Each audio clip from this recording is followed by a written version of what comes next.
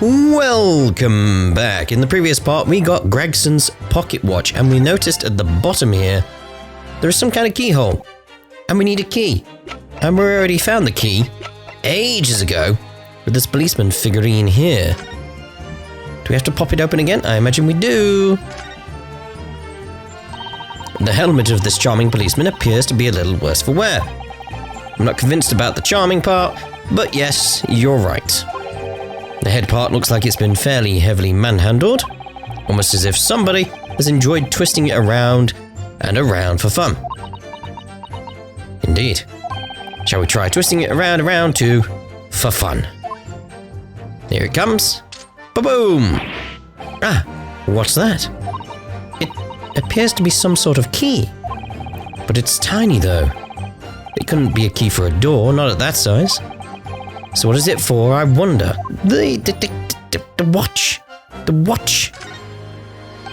Miss Suzuto, do you think perhaps this key could be the key for Inspector Gregson's watch? Oh, yes, it could be. Let's try it at once. There's not a moment to lose. It's gonna start ticking again. I knew it, a perfect fit. But what does that mean? We just fixed it, is all. And look, the inspector's watch has started going again. Ah, so it has obviously just not been wound up, that's all. What is it, Miss Suzuto? Well, if the watch isn't actually broken after all, I have a feeling it could have profound implications. It was set to smack on 5, wasn't it? Like smack on 5, even down to the second. She's deep in thought now. Perhaps I'd better start thinking deeply too. The details of Gregson's pocket watch have been updated in the court record. Alright then, so we've got that going for us. Let's carry on what we got here. I didn't know anything about anything, I'm just a bystander me. It's just a sign at the crossroads of life. It was the Reaper, I bet. He's got a face that screams bored. Yeah, because we're trying to figure out the board here, and we seemingly figured it all out now, so... I can't see how this changes anything anyway. The detective still died when he heard the gunshot, or did he? Ha ha ha ha! Hold it! Let's press on that, get more details. It was 5 o'clock in the afternoon, or was it? Or was it? I'm like looking out towards all of you. As if you're in like a theatre being like, or was it? And I'm pointing around at all of you being like, or was it? Hey? All of you out there like, or was it? Yes. It was 5 o'clock in the afternoon that you all heard the loud bang, wasn't it? Maybe the notice board fell over, or maybe it didn't. Maybe I fell over, or maybe I didn't. But the Reaper's fate is sealed either way because of that gunshot we all heard. So your fate's sealed too. My fate? The choice of Steins Gate? That's right. The defense is fated to lose, and the prosecution to win. In other words, it all hinges on that single gunshot. So if I could just find some problem with that part of the story, it may be possible to change all of our fates. Of course, none of that changes the fact that I heard what I heard, does it? Not much to go on. No. We need to throw the wash at him. Not literally. Maybe literally. As you pointed out, Mr. Naruhodo, there's no question that the notice board was moved, so somebody must have done it. But it did happen after the event, so we know who moved it. It's just opened up other inquiry now. Maybe Casimir is right and it's not relevant to the case. It is! But it seems to have been deliberately positioned so as to hide the body from view. So I feel sure that there's some deeper significance to all of this. Yes, I know what you mean. I've no doubt there are more clues to be uncovered. You're on the right track, I can feel it. So follow your instincts. Alright then. Right, so I want to go over to number 5. There we go, and we want to present the watch. Objection. I'm afraid that's not necessarily the case. Oh. At the scene, we found this key to the winder of the inspector's pocket watch. A key. And having wound the pocket watch, we discovered that it in fact still works. You see, the watch didn't stop because it was broken at all.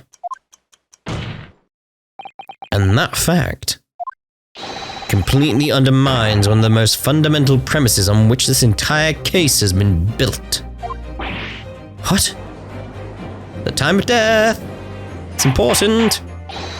Order. But counsel. The watch was stopped at almost exactly 5 o'clock. Apparently it was dead on 5 o'clock. Suspicious. Yeah, which is just when we heard the gunshot. It is, exactly the hour. The time that was showing on the watch tells us nothing other than when it wound down. Or was set to.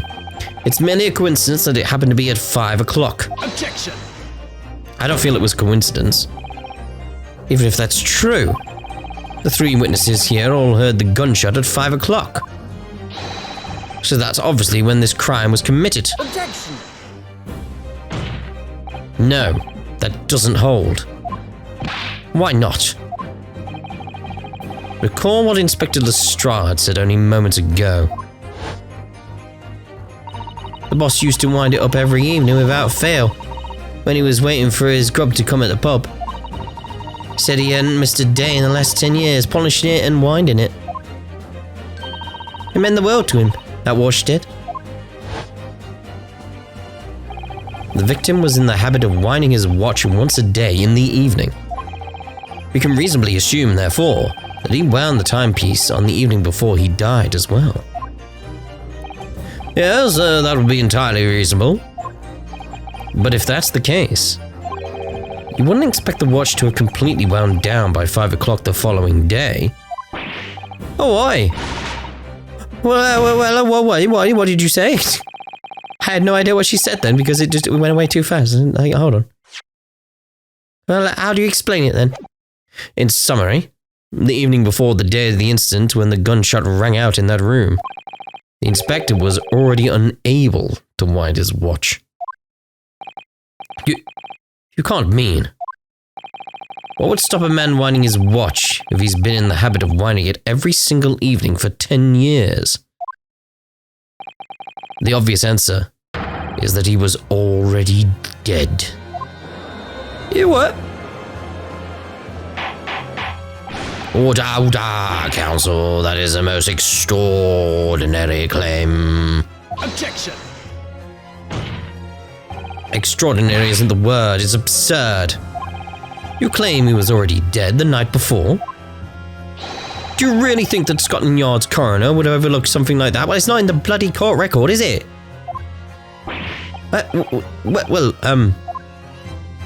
On that subject, there is something rather surprising. There's actually an omission in the coroner's report. Yeah. The time of death is not noted. Yeah, it's one thing I wanted to look for. That's right. Wait a minute. You forgetting my legs went from under me when I kicked the door in? What do you mean? Like I said, I planted my hand in a dirty great puddle of blood. Yes. So the victim's blood hadn't dried, it was fresh. He catches on fast, doesn't he? Objection! But that blood could be explained in any number of ways. It could have been put there afterwards. That's a stretch, mate. Some fresh blood could have been poured over the victim's body and... Does my learned friend, alright. Does my learned friend think that fresh blood is available on every street corner? Technically it is. Technically? Well, it needn't necessarily have been human blood, of course. We've been told previously that Scotland Yard has no way to identify blood as human. The problem is currently being researched. At present, you are correct. It is beyond our abilities. So then, a chicken's blood could have been used, for example. It's certainly a possibility that it wasn't the inspector's blood at all. Oh, bloody hell. Objection! Object all you want, mate. But the gunshot was heard at 5 o'clock that afternoon. That's beyond question. Fireworks, mate. Fireworks. Is it, though? What? Given that the time of death of the victim has already been called into question, it isn't beyond the realms of possibility that what these witnesses heard wasn't a gunshot at all. Oh, please. What are you trying to say? Us lot know what we heard, and it was a loud bang that came from that there room. Hello. Where'd your whip come from suddenly? Now you listen to me. A street seller's ears are his livelihood. I don't doubt your ears, sir. But all he can state with certainty is that you heard a noise. Eh? Explain yourself then, counsel. A noise that sounds like a gunshot. Could have been made with... Take that! Something like this. The culprit could have set off one of these to fake a gunshot. Good gracious. The very fireworks that are sold by the witness. Now hold on a minute. Are you saying I did it?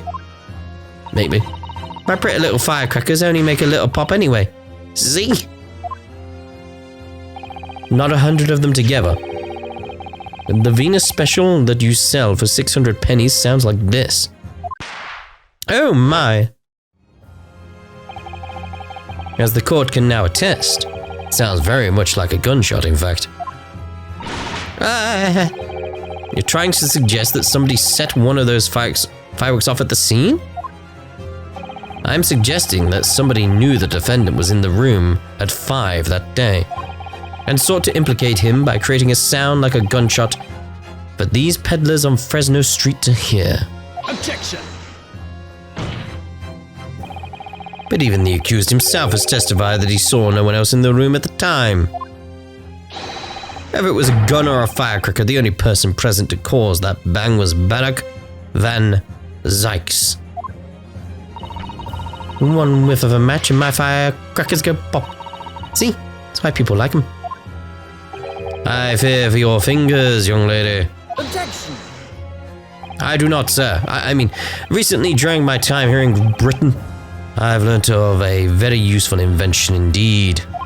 Something called a, time bomb. Good heavens. A bomb? Yes, a device that allows you to blow up whatever you like, whenever you like. Mr. Naruhodo, I worry that your unfortunate phrasing there may lead to yet another international incident.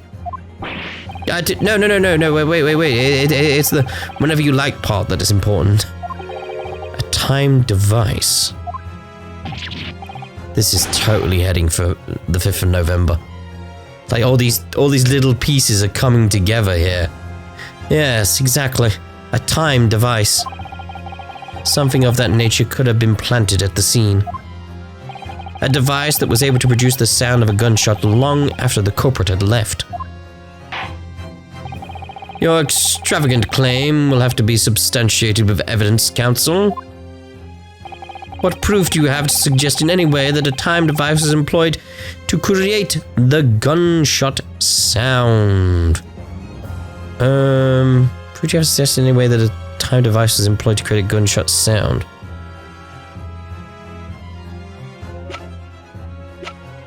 What? What proof do you... Let's... No, not that. On the history. Yes, exactly, a time device. Something of that nature could have been planted in the scene. A device that was able to produce the sound of a gunshot long after the culprit had left. So we need something that... that's gonna burn slowly. Candles burn slowly. That's their entire purpose, isn't it? So, attach it to that. It burns down. Bang. Right? So what proof do you have to suggest in any way that a time device was employed to create the gunshot sound? So it's like it was attached to the candle. It reached that point, and that's why the top of the candle sort of burned off. It's because of the explosive from the fireworks, right? That makes sense to me. Take that! As Seems to be right. As the court has already discussed, the tip of one of the candles in this candelabrum has been blown off. Indeed, because it was struck by the bullet, which presumably passed through the victim. I don't think that's possible, my lord. Not possible? Why? Because of the scorching.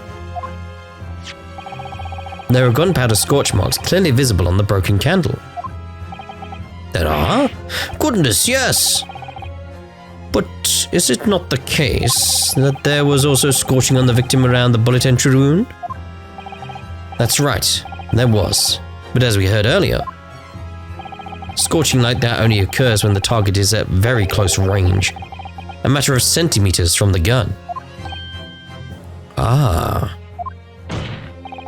Which means that the scorching on the candle can't possibly be the result of a gunshot. You're suggesting it came from the fireworks? How can that be, eh? The fact that there's such a visible scorching on the candle suggests that the fireworks must have been right next to it when they exploded. Or to put it another way, the candle and firecrackers were joined together. Yep. The culprit somehow attached the fireworks at a point partway down the candle. After the killer had left the scene, the candle slowly burnt down along with the other two. Bang. Till eventually it ignited the fuse and the firecrackers, generating a loud bang. That's not good for his spine. And that is how these three witnesses came to believe they'd heard a gunshot at 5 o'clock. Well, what a plot! This implies that the victim could have died earlier than we've been led to believe, the previous day even. No, just hold your horses. All us lot here saw the victim going into the building, remember? No, you saw someone wearing a red wig go into the building. I couldn't forget the flame-coloured hair, even if I wanted to. The person you saw entering the building wasn't the victim at all. Consider this. Obviously, anybody could wear a wig. So the person that these witnesses saw entering the building 15 minutes before the incident occurred could easily have been someone else entirely wearing the red hairpiece. Someone else? Do you mean to say? It was the same person who contrived the firecracker trick. In other words, Inspector Gregson's killer. Pfft.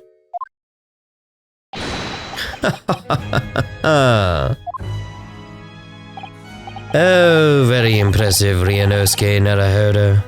Full name? Kazuma? I'm really quite amazed you've come this far. But after all, wasn't I the one who told you that you had all the makings of a great defense lawyer? Yes? I also noted the lack of time of death in this report, a stark omission. But as far as I'm concerned, this whole country's justice system leaves a lot to be desired. Granted. Order, Prosecutor Asogi. What on earth do you mean by that statement? I hear that many of the leading members of Britain's judiciary are present to observe this trial today. So we cannot allow even the slightest doubt to be overlooked. The defense's assertion about the time of death based on the victim's stopwatch is just conjecture. But while the possibility exists that my learned friend may be correct, we have a duty to explore it. Well, certainly I would agree with you. And what immediately comes to mind is, of course, what was Inspector Gregson doing and where did he go on the day before the incident? Do you know? The inspector always carried out his investigative work alone. His movements were treated as confidential within Scotland Yard. Within the yard? However, considering the evidence we've been presented with so far, I'd say it's fairly apparent what case this man was pursuing. Wouldn't you, my learned friend? I do have a feeling about what case he might have been investigating. Yes, I agree. Surely. My lord, the defense believes it can explain to the court the case that was being investigated by Inspector Gregson at the time of his death. Very well, counsel. Present your argument to the court.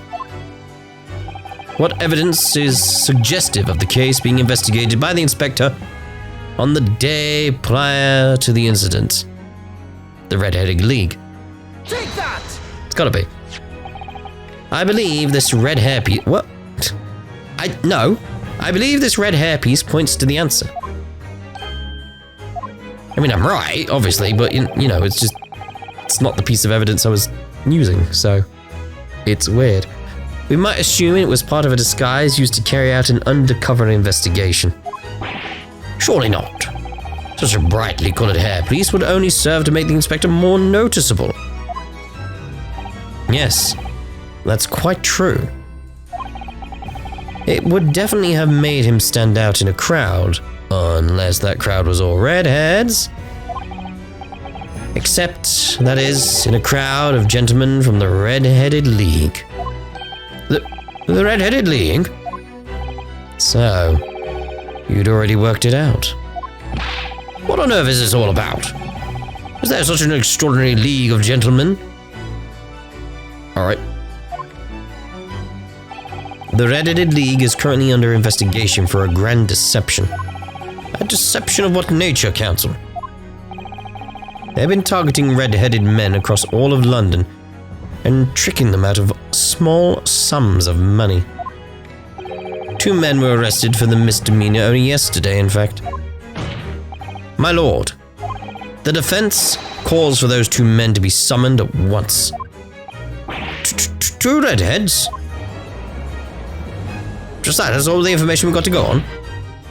Inspector Gregson clearly infiltrated the Red-Headed League using this hairpiece, so it's very likely that he had direct contact with these criminals. And it's quite possible that such contact led to more serious events.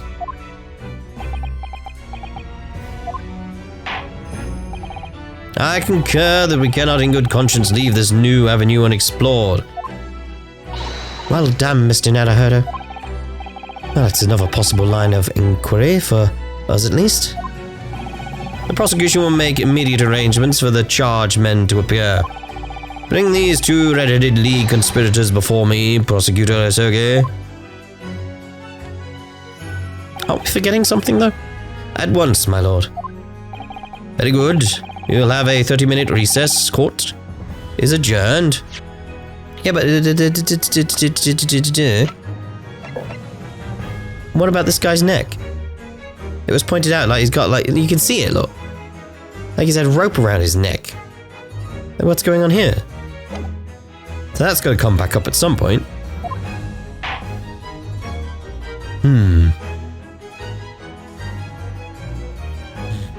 To be continued. Right now, obviously, you know. We'll go to recess. No, I don't want to save before you ask game. I know you're going to ask me. No! Be gone with you. The 2nd of November, 12:33 p.m. The Old Bailey. Defendant's Antechamber. Oh, there you are, Odo. What kept you, my dear fellow? Hello, Mr. Shlomes. Gina? You sure about what you said in there? The boss, you know, actually died the day before? It's pretty hard to swallow. Yes, I was shocked by the revelation too, Gina. As was I, possibly more shocked than both of you. It's not a competition, Mr. Shlomes. But I was more shocked than any of you put together. This is the autopsy report in question, is it? Yes, it's strange that there's no time of death noted. Suppose there's a simple explanation. Perhaps it was a deliberate omission?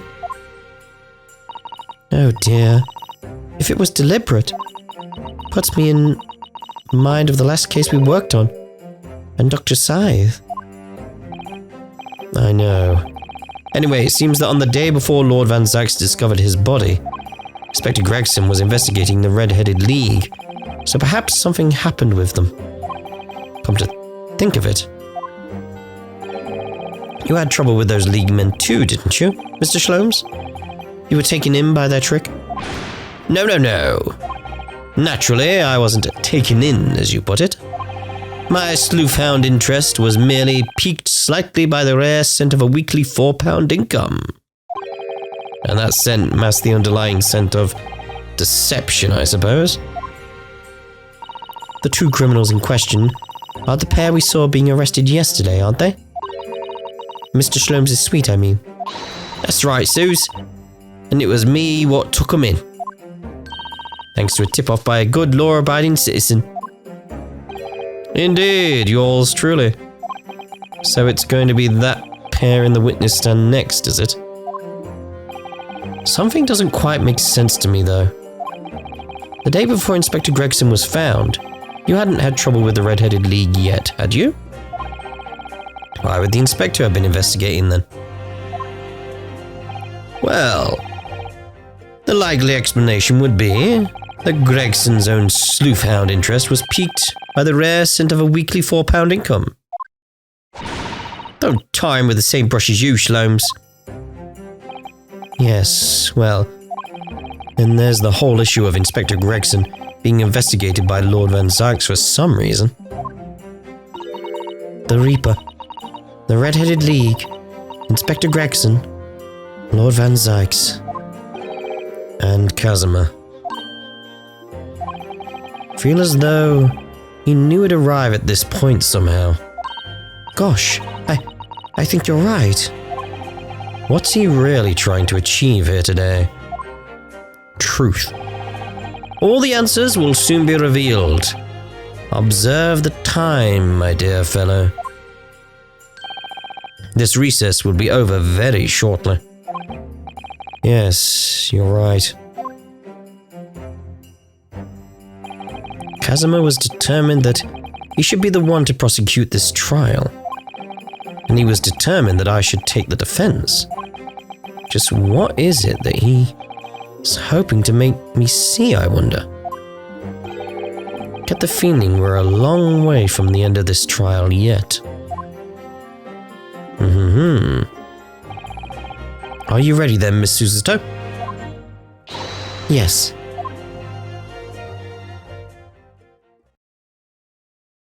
Back we go then. 2nd of November, 1 p.m. in the Old Bailey courtroom. Oh, there's a lovely court, yes. In the name of Her Majesty the Queen, I hereby declare this court to be in session again. We resume the closed court hearing of Barak Van Zyx, here present, who stands accused of murder. Now then, Prosecutor Asogi. My lord. Have you summoned the witnesses as requested? Yes, the two members of the Red-Headed League who planned and carried out the deception. They arrived not long after from the local prison by police carriage. Very good. Bailiff, usher the two men into the courtroom.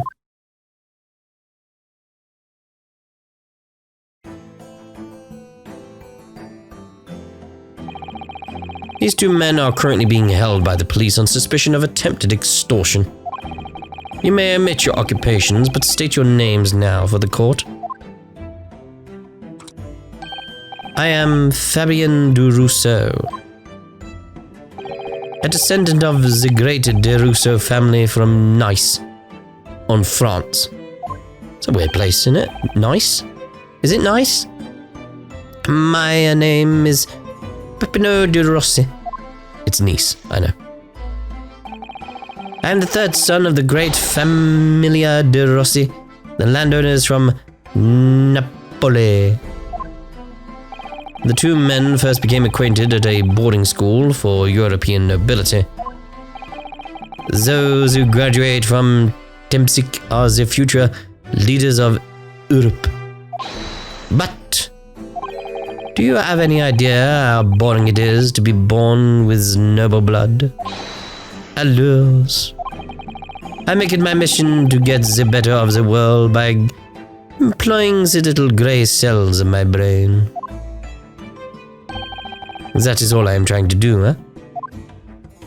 So, that's the only reason for this whole grand deception you've been carrying out? Oh oui, you could say that. Not bad, eh? He has the grand ideals, but the petty plans. The strange combination is the charm of the hilarious brothers. Oh dear. Si capo? A lot of dots. Listen to me, Peppino. I have two things to say to you. Che, are you about to tell me one of your grandy anecdotes? Viva? Firstly, I want you to stop calling me this capo. And secondly, we are not the hilarious brothers. This is serious business. Che bello. There it is. The capo's trump card, the furrowed brow. It is deep, a capo? The furrow and the meaning of your words? The court has been led to believe that under the banner of the Red-Headed League, you have conspired to swindle money from unsuspecting members of the public. Is this true? Oui, c'est ça. C'est ça? C'est ça? I think it's ça, isn't it? And what exactly was the nature of this deception by which you planned to defraud? Allons, I will explain it. No capo. Leave it to me. As you see, we both have the vivid red hair, no? At school, we were teased for this without pity. The capo here is many times behind the schoolhouse crying like the Trevi Fountain. Oui, those dogs, one day the world will respect us redheads. Every night he would bury his head in the pillow. C'est bien, Peppino, enough. I will explain the rest. The first step was the newspaper advertisement. About a week before the plan was put into operation, we listed the same notice in every paper in London. Yes, we saw that notice. It was this one, I believe, entitled To the Red-Headed League. Oui, c'est ça. I am honored that you have seen it. It states that the only condition for joining the league is having flame-colored hair. And that if you satisfy the interview panel and are admitted into the league, you could receive a weekly income of £4. On the date specified, red-headed hopefuls gathered in droves at a park specified in the advertisement. And from each person present, this pair took an application fee of 5 shillings. And with the money to France? It was a plan most elegant, no? No, it was most dishonorable. But to be frank, Frank Casimir, I am stunned anybody was foolish enough to be taken in by such an obvious trick. The park was described by one witness as choked with red-headed folk like a coaster's orange barrow. Still, and the day on which all these men gathered to apply was the day before the victim was discovered. Crucially, these two men spoke face to face with every single person present that day. Oh oui, I have seen more red-headed people in one day than I will see in the rest of the Maldives. Yep. Si. And now, every time I see the capo's hair, I feel sick to my stomach. Like with De Rossi, I'm trying to get sort of like a best way of like a Mario accent, like a really like a Chris Pratt Mario accent is what I'm trying to achieve here.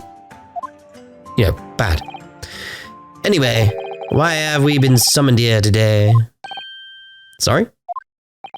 The date for our trial was not until tomorrow, I was told. Naturally, neither of these men have been told any details about this trial. They've only been shown this photograph. Very good. So, Mr. DeRusso and Mr. DeRossi, you will now give your formal testimony for the court on the subject of the gentleman pictured in this photograph. Of course, we're always ready to help with the law.